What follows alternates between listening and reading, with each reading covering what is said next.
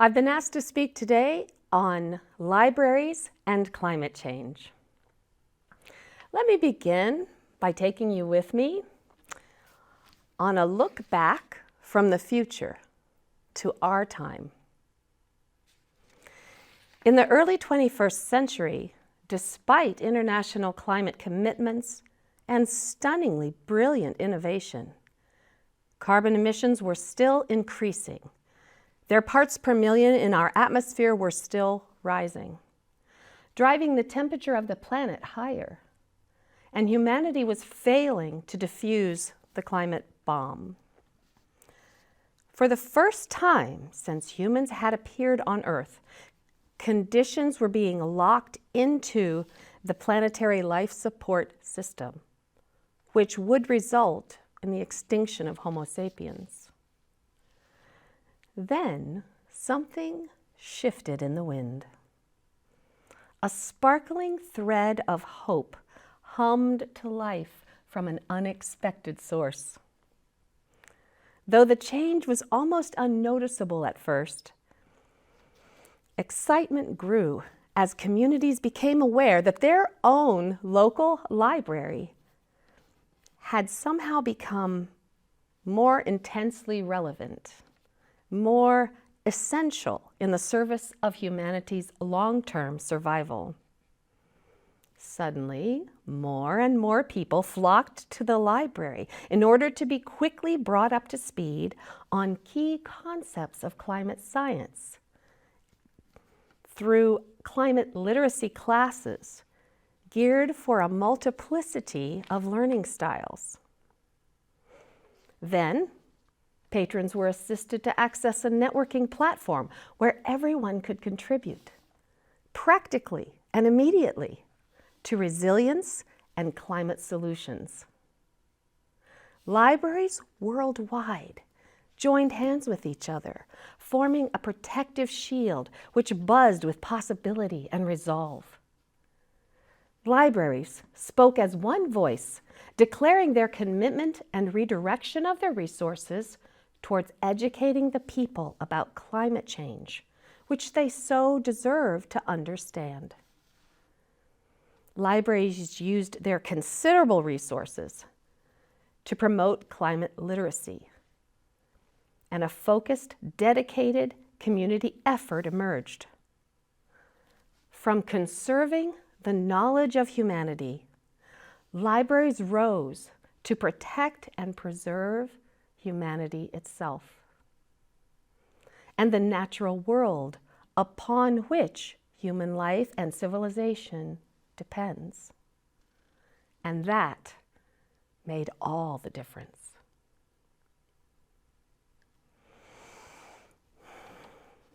Humanity needs help. The people of the world must accomplish something never before attempted. Together, we must reimagine, redesign, then rebuild a new way of doing civilization on our dear shared planet. Why should libraries concern themselves with climate change? And not as a category on a shelf, but as a deciding factor determining whether libraries will be able to continue their mission at all. Libraries depend upon a civil society to exist. We require climate-controlled environments, power to keep our collections secure, buildings which aren't flooded, and the support of a civil society not broken by food shortages, suffering, and unrest. We, libraries, have everything to lose if humanity fails at this. But take heart, for libraries are also the essential ingredient which could tip the scales towards success. A necessary large-scale transformation is what is required, without societal collapse, without violence. Who's imagining that now? Most people are imagining a dystopian future. A shift from an extractive economy and way of life destructive to the life support system of our planet to a non-extractive economy and a new relationship with our environment will be ultimately healthier, happier, and better. Better for all people. Better for nature. Better for the planet. Now, the stresses upon us are great and will increase with each triggered feedback loop and spiraling geologic tipping point. The good news is that libraries have what it takes. Libraries are uniquely resourced to serve our communities on climate change in areas of community education, resilience, mitigation, and climate repair. For example, libraries have the computing power to build a climate resilience and solutions network worldwide by connecting through already existing library networks. It is likely that some degree of societal collapse will occur. Libraries could be a cornerstone where important information is made available, enabling people to work together to help a civil society provide for minimal energy and basic needs, so that no one need suffer. Libraries could begin now to develop collections of essential skill shares and Foxfire-type databases for teaching resilience knowledge. In a time when humanity must move at emergency speed, sharing discoveries and building on others' innovations, library professionals have the expertise to make otherwise unwieldy amounts of information accessible and organized for useful retrieval. Serving a central networking function, libraries have the ability to enable individuals to plug in, to connect rapidly with transition activities worldwide. Using projects elsewhere as models, communicating directly with project managers, developers, and inventors, people will be able to develop their own versions adapted to their own locality, or easily find local teams already engaged in the work to join and lend their skills. Immediately upon becoming aware that climate is a crisis that needs their input, that needs their skills, people will rise to the challenge. So will it be chaos, this great change? Not if libraries contribute the skills and resources that only we can provide.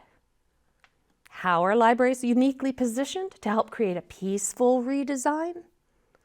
Well, libraries have what counters chaos: organization. We can provide that. We've got the ability to curate information and clearly communicate it. We're good at that.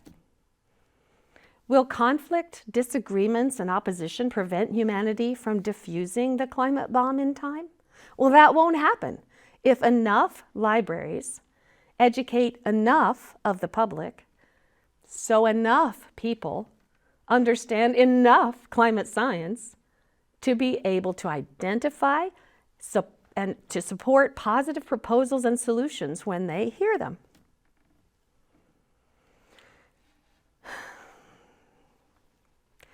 Climate change is a unique challenge for libraries. Why should we treat this topic differently from any other of our subject areas? Well, no other subject in our collection has had a 50-year disinformation campaign specifically targeted against it. No other area of our library has had such a well-documented, well-funded, organized, and concerted effort to, quote, discredit the science, disseminate false information, spread confusion, and promote doubt. Naomi Oreskes. Not understanding enough basic climate science leaves our patrons vulnerable to this intentionally generated disinformation, and our communities are left lacking the information they need to make informed decisions. Is it enough to direct patrons to books and articles? The rapidly unfolding discoveries and complexities of climate science indicate no. Neither it is enough to reduce our building's carbon footprint, recycle our ink cartridges, or teach our patrons how to green their lives. As important as these programs are, at this stage, poised as we are on the very edge of the climate cliff, that is not enough. Library staff as respected, trusted, and skilled communicators.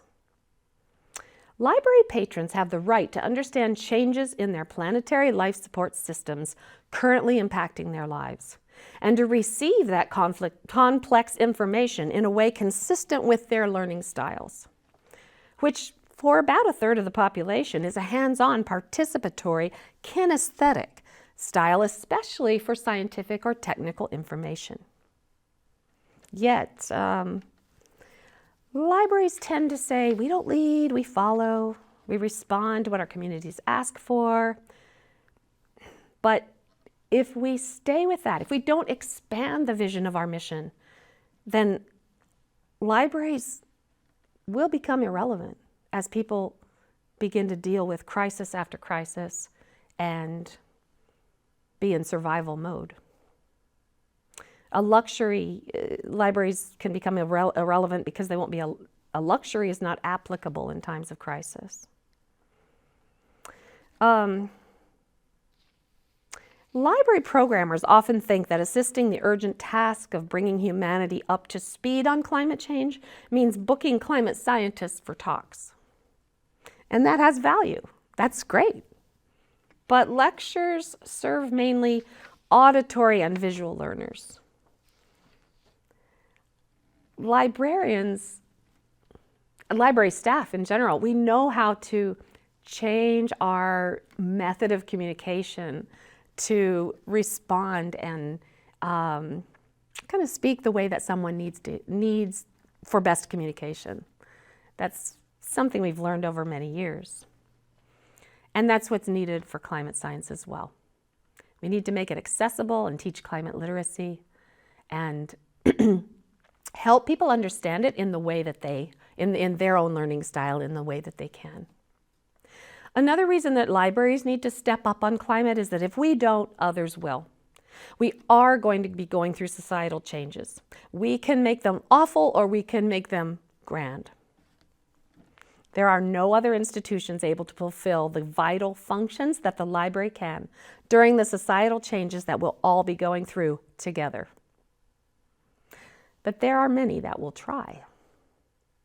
Libraries are unbiased, nonpartisan, respected, staffed by smart, well-trained, high-integrity people.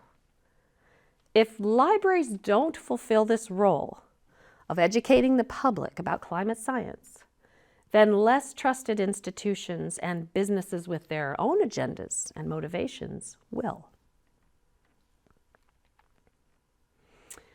Libraries care about our community being equally served. Libraries are the institution best suited to respond to the needs of a transitioning society and planet. Libraries can break the bystander effect. Climate change is expected to bring about food shortages, leading to societal collapse and possibly even eventual human extinction. Yet, humanity has not, as yet, mounted the concerted effort to slow, stop, or reverse it. At least some of this inertia is due to the psychological phenomenon known as the bystander effect. If no one is rushing, then we assume there's no urgency. Human beings are social creatures who take our cues from others, and especially those we respect. So when the library, as a respected entity, prioritizes climate change, when our communities see us acting in response to climate as an emergency now, then they too awake to the danger and take life-saving, appropriate action themselves.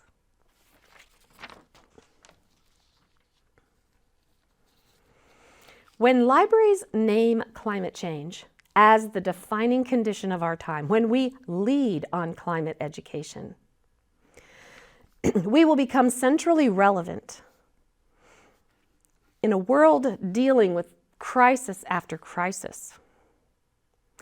If we respond appropriately to the urgency and scope of the climate crisis, libraries could be the pivotal coalescing and catalyzing factor in both easing and speeding the necessary redesign our society must rapidly undergo. It's exciting to think libraries could become a buzzing hub of climate change education, mitigation, resilience, and climate repair.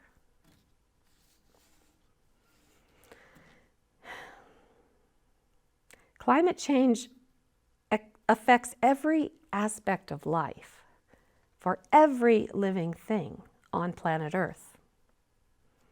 Our current decade will set in place the conditions for changes to our global life support systems, which will be permanent, irreversible for the next 10,000 to 100,000 years. Public libraries must become the trusted, unbiased guide for our patrons who will soon be rushing to get up to speed. And here's how we can. We need climate science literacy education for all staff and all patrons. We need to make that a focus.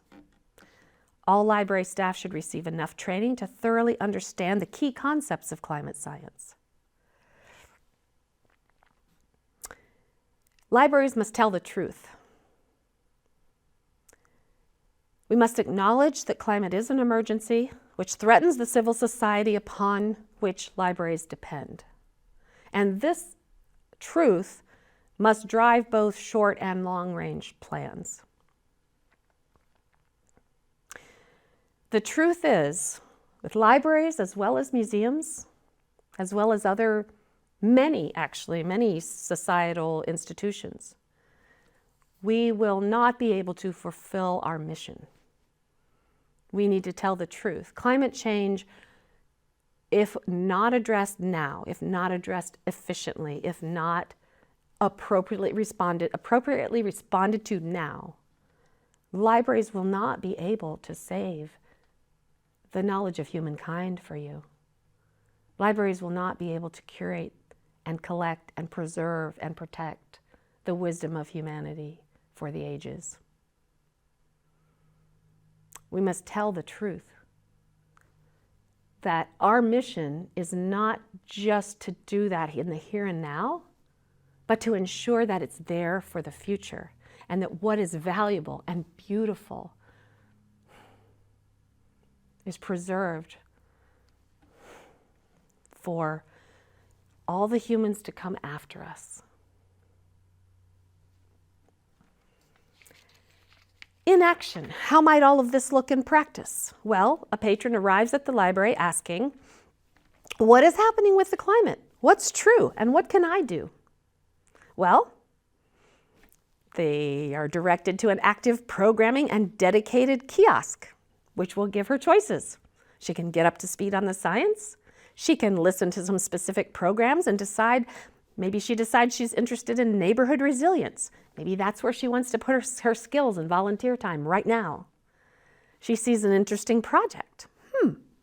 It's a project where people build solar panels in a garage, one garage per neighborhood, and a whole street comes together to build at least one resilient solar panel for everyone on their street. She decides a block-by-block project to retrofit and insulate houses and build solar panels from discarded solar cells is what fires her passion. So she's immediately networked with her local group, working on energy efficiency. Within a few days, she can put her talents to the work of transitioning away from fossil fuels and ensuring a future for generations to come. This is the easy entry into action that libraries could provide, which doesn't exist right now. When people become concerned about climate change, they don't know where to go and what to do. They look at many different groups. They try to figure out where they fit. They don't see a use for their own personal skills. And yet, those skills, those are the skills that are going to be needed. The people who are currently now doing engineering and plumbing and electrician and mechanics and innovation. We need all of that. In closing, I'd like to say that we are fortunate to work in an occupation with truly noble ideals. Justice, fairness, tolerance, celebration of differences, equal access, inclusion, empowerment. Ideals that many of us hold dear and strive to exemplify in our work. We also recognize that climate change unabated will dissolve the civil society upon which libraries depend, along with humanity's ability to advance those egalitarian values. Such ideals have inspired some libraries to rise to the moment of crisis, to expand their view of library service on this issue of such great and unique import. Some libraries in the past showed support for women's suffrage, held book drives, and offered coordination during the shared sacrifices on the home front during World War II, or stood for inclusion and equal access in the movement for civil rights. Now is the time to step up to a new challenge, not as individuals, buildings, or systems, but as the institution of the library itself. I'm calling on all libraries and those who love the library to rise to the moment again. It is time to embrace an expanded vision of our mission, one which acknowledges that everything else we care about depends on maintaining a climate suitable for human life and civilization. A vision in which libraries are pivotal to smoothing the necessary transition our society must undergo. We could be the essential factor which allows humanity to win on climate. The time is very short to accomplish all that humanity must. All people of sense and intelligence must lend a hand. Let that call resonate in your heart. By virtue of our being alive at this time in human history, that call is for us. Let us answer it, everyone. Thank you.